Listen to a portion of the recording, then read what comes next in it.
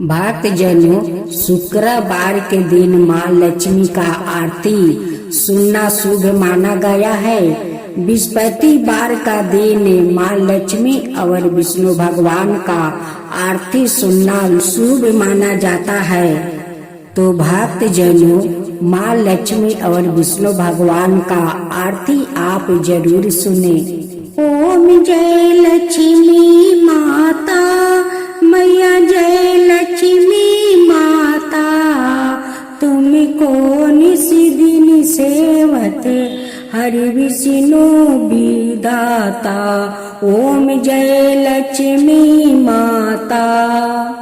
उमा राम ब्रह्मणी तुम ही हो जग माता, सूर्य चंद्रमा धावत नारद ऋषि गाता। ओम जय लक्ष्मी माता। उमा राम ब्रह्मणी तुम ही हो जग माता, सूर्य चंद्रमा धावते नारद ऋषि गाता। ओम जय लक्ष्मी माता। दुर्गा रूप निरंजनी सुख संपत्ति दाता, जो कोई तुमको धावते रिद्धि सिद्धि धन पाता। ओम जय लक्ष्मी माता। तुम पाताल निवासिनी तुम ही सुविदाता, कर्म प्रभाव प्रकाशनी भावानी दी के तराता। ओम जय लक्ष्मी माता। जिस घर में तुम रहती सब सद्गुण आता, सब संभव हो जाता मन नहीं घबराता। ओम जय लक्ष्मी माता। जिस घर में तुम रहती सब सद्गुण आता, सब संभव हो जाता मन नहीं घबराता। ओम जय लक्ष्मी माता। तुम बिन ज्ञान न होबे वस्तु न कोई पाता, खान पान का विभाव सब तुमसे आता। ओम जय लक्ष्मी माता। तुम बिना ज्ञान न होबे वस्तु ना कोई पाता, खान पान का विभाव सब तुमसे ही आता। ओम जय लक्ष्मी माता। शुभ गुण मंदिर सुंदर शिरोधन जाता, रतन चतुर्दशी तुम बिना कोई नहीं पाता। ओम जय लक्ष्मी माता। श्री महालक्ष्मी जी के आरती जो कोई जन गाता, उरी आनंद समाता पाप उतर जाता। ओम जय लक्ष्मी माता। मैया जय लक्ष्मी माता। उर आनंद समाता पाप उतर जाता। ओम जय लक्ष्मी माता। मैया जय लक्ष्मी माता। माँ लक्ष्मी भगवान श्री विष्णु को बगैर कहीं नहीं रहती, इसलिए इनकी मूर्ति के साथ श्री विष्णु की तस्वीर या मूर्ति अवश्य रखें। इसके अलावा माँ लक्ष्मी के साथ गणेश की मूर्ति भी स्थापित करें। इसका बाद ही पूजन आरंभ करें, तभी माँ लक्ष्मी का वहाँ अस्थायी वास होता है। इनको लाल फूल विशेष प्रिय है। विशेष करे कमल का फूल ना मिले तो आप लक्ष्मी पूजन में कमल गट्टे का भी इस्तेमाल कर सकती है। भक्त जनों, आज आप सुने विष्णु भगवान की आरती और उसके साथ में कथा। ओम जय जगदीश हरे, स्वामी जय जगदीश हरे। भक्तों जन के संकट क्षण में दूर करे। ओम जय जगदीश हरे। जो धावे फल पावे, दुख विनाश मन का। सुख संपत्ति घर आवे, कष्ट मिटे तन का। ओम जय जगदीश हरे। माता पिता तुम मेरे, शरण कहूँ मैं किसकी। तुम बिना और न दूजा, आस करूँ किसकी। ओम जय जगदीश हरे। तुम पुराण परिमतिमा, तुम अंतर्यामी। पार ब्रह्म परमेश्वर, तुम सबके स्वामी। ओम जय जगदीश हरे। तुम करुणा के सागर, तुम पालन करता। मैं सेवक तुम स्वामी, कृपा करो भक्तो। ओम जय जगदीश हरे। तुम हो ये काया गोचर, सबके प्राणपति। किसी विधि मिलू दयामा, तुमको मैं कुमति। ओम जय जगदीश हरे। दीन बंधु दुखी हरता, तुम रक्षक मेरे। अपने हाथ उठाओ, द्वार पार तेरे। ओम जय जगदीश हरे। विषय विकार मिटाओ, पाप हरो देवा। श्रद्धा भक्ति बढ़ाओ, संतन की सेवा। ओम जय जगदीश हरे। श्री जगदीश जी की आरती जो कोई नरि गावे। कहत शिवानंद स्वामी, सुख संपत्ति पावे। ओम जय जगदीश हरे। स्वामी जय जगदीश हरे। स्वामी जय जगदीश हरे। भगवान विष्णु शंख चक्रा गादा परदू में धारण करते हैं। इन चार शक्तियों से प्रसन्न होने के कारण हरि को चतुर्भुज भी कहा गया है। भगवान विष्णु को पीले रंग पसंद है, इसलिए इनकी पूजा में गंध, पीले केसर युक्त चंदन, पीले फूल, पीले रेशमी वस्तु, पीले अक्षत आदि जरूर शामिल करें। पूजा के बाद इसे विशेष 12 अक्षरी मंत्र का यथाशक्ति जप करे। ओम नमः भगवते वासुदेवा। ओम नमः भगवते वासुदेवा। आज बृहस्पतिवार का दिन विष्णु भगवान की व्रत कथा। विष्णु भगवान की जय हो। विष्णु भगवान की जय हो। एक बार धनपति ने अपने पति देव स्वामी से कहा, स्वामी आपका ध्यान किधर रहता है? इस अवर नहीं गाया कि हमारी पुत्री गुणवती अब विवाह योग्य हो गई है अब समय आ गया है कि आप इसके लिए एक अच्छा सा वर ढूंढे।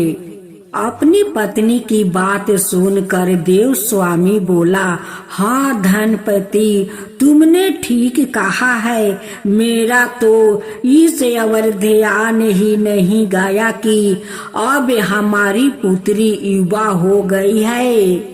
सचमुच मुझे इसके विवाह की चिंता करनी चाहिए। पति की बात सुनकर धनपति प्रफुल्लित हो उठी कि अब देव स्वामी पुत्री गुणवती के लिए अवर से अच्छा सा वर ढूंढ लाएंगे।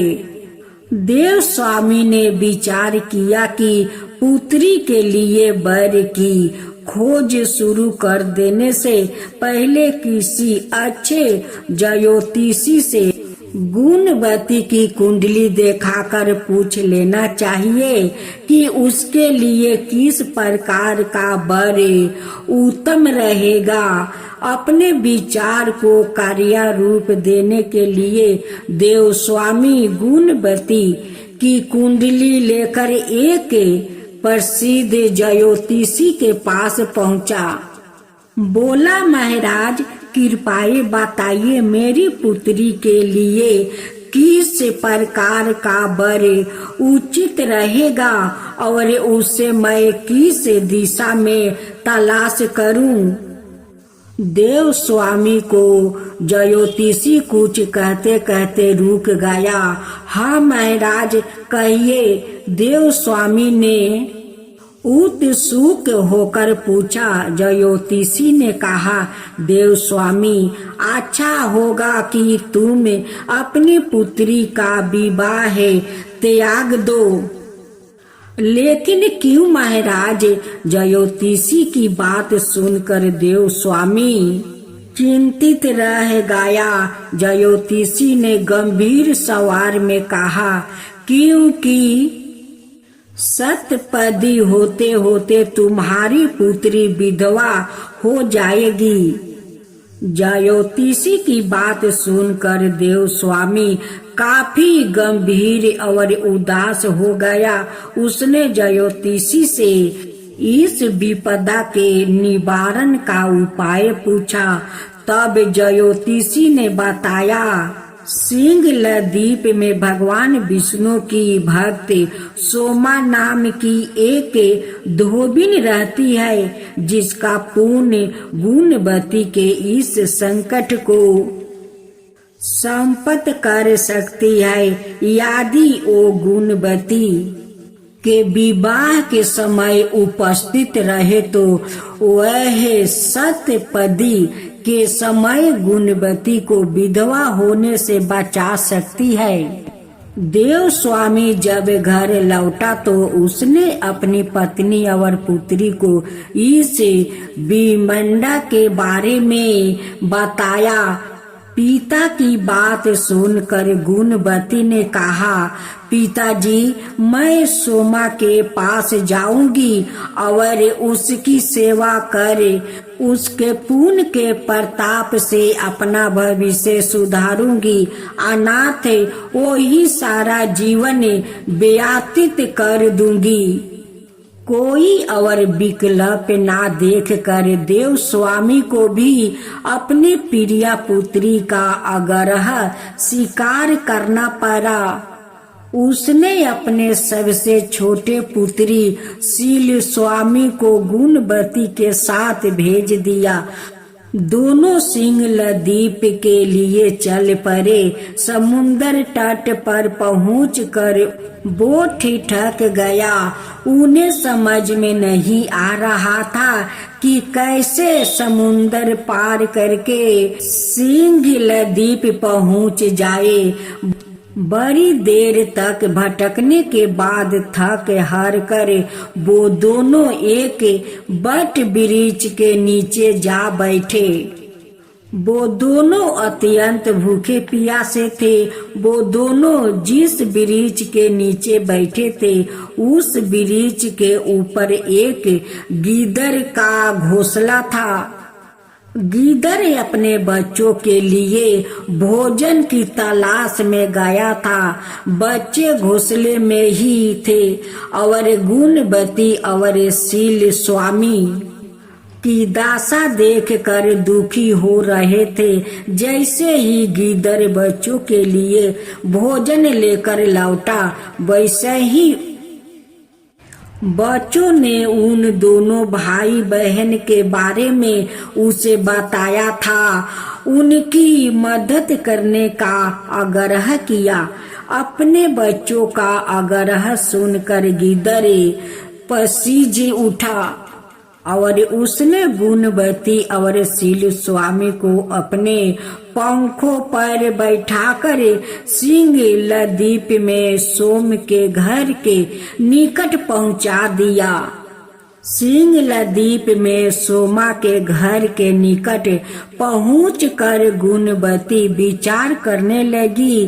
ज्योतिषी ने बताया था कि यदि सोमा मेरे विवाह के अवसर पर उपस्थित रहे तो मैं सप्तपदी के समय विधवा होने से बच सकती हूँ।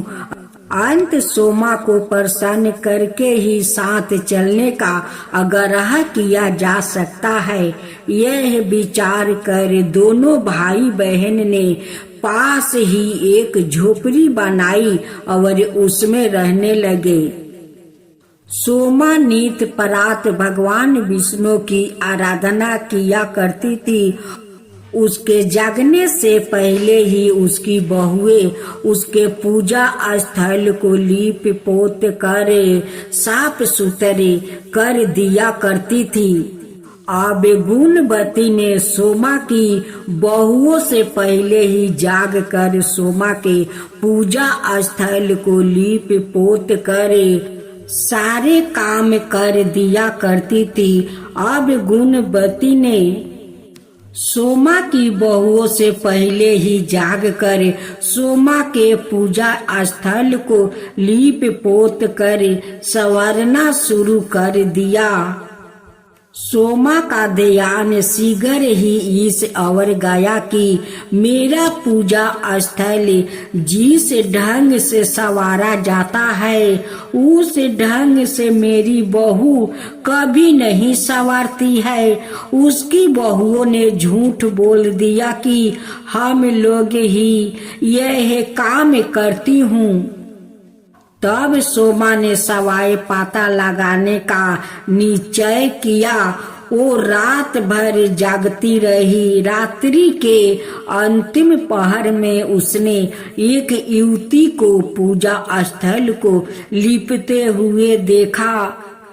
सोमा तत्काल उसके पास पहुंची और बोली, पुत्री तुम कौन हो और प्रत्येक दिन मेरे स्थल की साफ सफाई क्यों करती हो?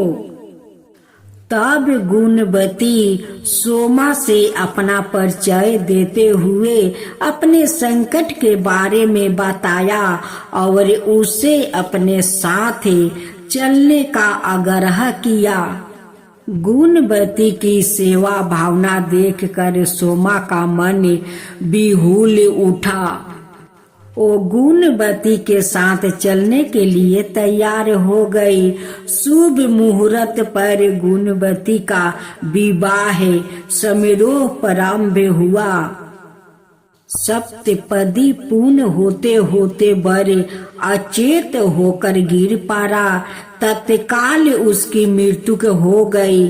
तब सोमा भगवान विष्णु से प्रार्थना करने लगी, हे भगवान, मेरे पुण्य का फल वर को देकर उसे जीवित कर दो। भगवान विष्णु ने सोमा की प्रार्थना स्वीकार करते हुए वर को जीवित कर दिया। गुणवती पति को जीवित पाकर भाव विभोर हो गई। सोमा अपना काम पूरा करके सिंह लदीप लौट गई। घर पहुंचकर उसे एक हृदय विदारक दृश्य देखने को मिला। पुण्यवती सोमा की अनूप स्थिति में उसके पति पुत्र में दामाद की मृत्यु हो गई थी।